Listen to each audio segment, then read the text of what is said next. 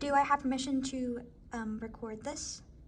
Yes, you have permission. Okay, so just a heads up, I'm not actually a social worker. I'm just a social work student, so whatever I say, you have to take with a grain of salt. Like, I cannot give you any, directions on how to live your life or, what to do because I'm not licensed. This I is just as a understand. student. Okay, so first question. What were the jobs that you worked during the pandemic? I am a retail manager at a local boutique here in town, Okay, and what town is that exactly? Louisville, Kentucky. Okay. Can you explain what your roles were within that company? My roles are to manage scheduling, review inventory orders, do sales, routine cleaning of the shop, and that's pretty much it. Okay, can you explain how the virus affects someone who is immunocompromised? Well, for me, I had to kind of step back from that role because I'm immune compromised. So just being exposed daily to people coming into the store and everything, I kind of had to take a leave of absence. For most people who aren't immune compromised, if they got the virus, yeah, they felt a little sick. But because I am so immune compromised, it would have really been bad for me to get it.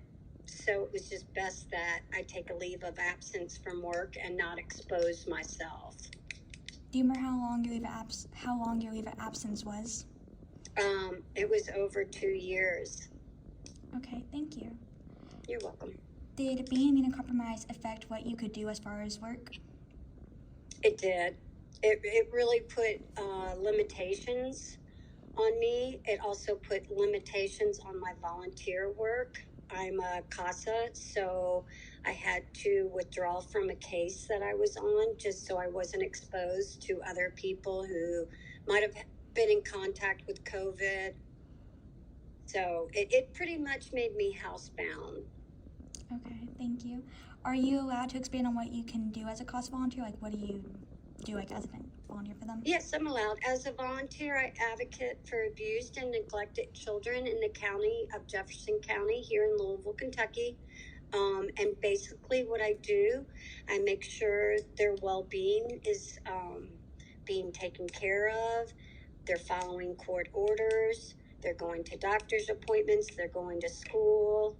And I'm just kind of a voice for those children that need a voice. How long have you been doing that? I've been doing it for 9 years now. That's a lot of years. Mm-hmm. Did being immunocompromised affect what you could do as far as, I already asked a question, I'm sorry. And how did you overcome those challenges from having to pull back and be at home all the time? I had to get really creative so I wouldn't sink into kind of a low mood, because not being around people really kind of dampers your spirit. So I found things like every day I would have a to-do list of things to do to keep my mind active. I worked a lot of crossword puzzles. I did a lot of Sudoku.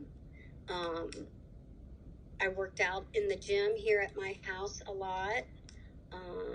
The nice thing was that my husband stayed home too. So he worked remotely from home. So he was always here, and it was nice to have lunch with him during the day. That is nice. Are there still any precautions that you have to take now as in a post-pandemic world? Yeah, I still have to be very cautious, like being around people that could be possibly sick, even with a simple virus like the cold. I don't have an immune system that can fight it as quickly as others. So a common cold might last a few days for someone. It could make me bedridden for 7 to 10 days. So I'm usually pretty cautious. What helped you the most during this time that you were not working and stuck at home besides what you already mentioned? What helped me the most was I got caught up on a lot of phone calls with people I hadn't talked to in a while. I talked to my mom every day. I had a sister who actually moved in with me during the pandemic because she was transitioning from DC to here, so it was nice having her here. Okay.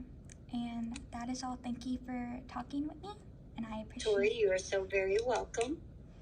Have a nice day. You have a nice day as well.